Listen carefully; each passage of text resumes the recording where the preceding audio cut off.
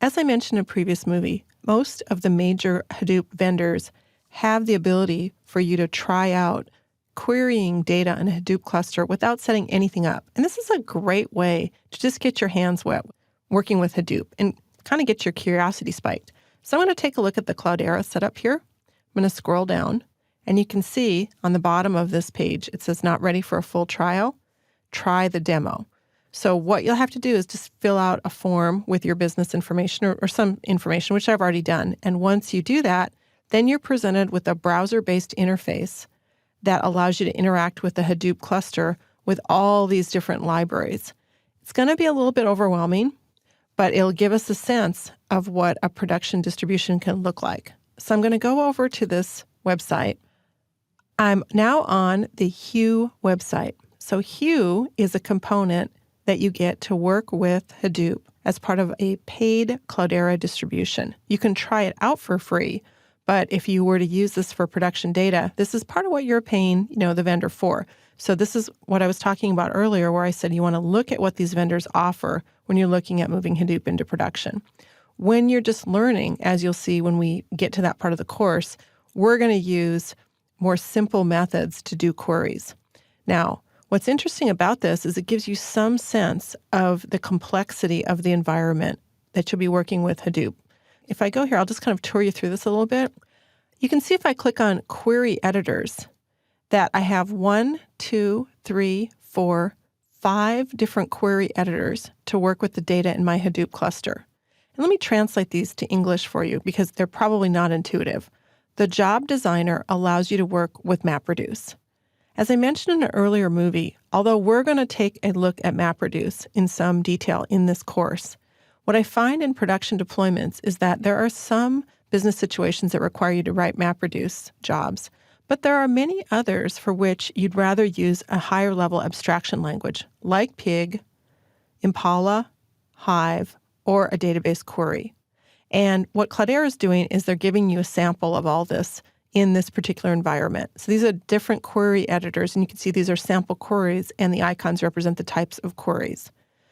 Now, over in this next section, you can see that they've also included data browsers. You may remember from previous movies that I talked about the abstraction layer of HBase and metastore tables. So what you're allowed to do here is look at your HDFS files and see where the HBase tables have been defined. In addition, this browser allows you to graphically transfer information with Scoop and to allocate your resources with Zookeeper. So now I'm going to show an actual query. Now, I know we talked about MapReduce, but I'm going to show you something kind of interesting. I'm going to show you a query around salary growth. Now, you might be a bit surprised to see the format of this query. If you have experience with relational databases, this looks a lot like ANSI SQL or structured query language that you use with a relational database. But we're working with Hadoop. So what's going on here? This is an example of the Hive query language, or HQL, that's very commonly used in production Hadoop situations, and we will be talking about in this class. Now, what's interesting is this is an abstraction over MapReduce. So when I click execute, a couple of surprising things are going to happen. The first thing is we're not going to get back an immediate result. And that's because this is going to create a MapReduce job, which is going to run in batch, in parallel, across all the nodes of the Hadoop cluster. So it's going to take a lot longer than you're used to with an interactive environment. And this is a key consideration when you're working with a Hadoop solution. Although this language is simpler and looks like SQL, you should not have an expectation it's going to perform like SQL. So I'm going to click execute.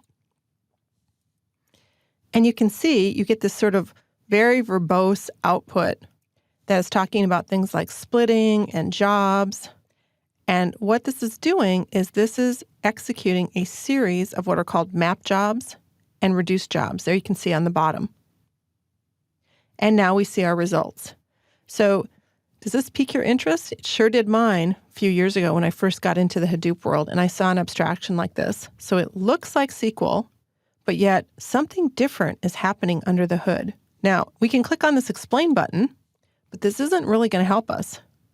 This doesn't look like any relational plan we've ever seen. So hence the reason we need to understand a bit more about MapReduce.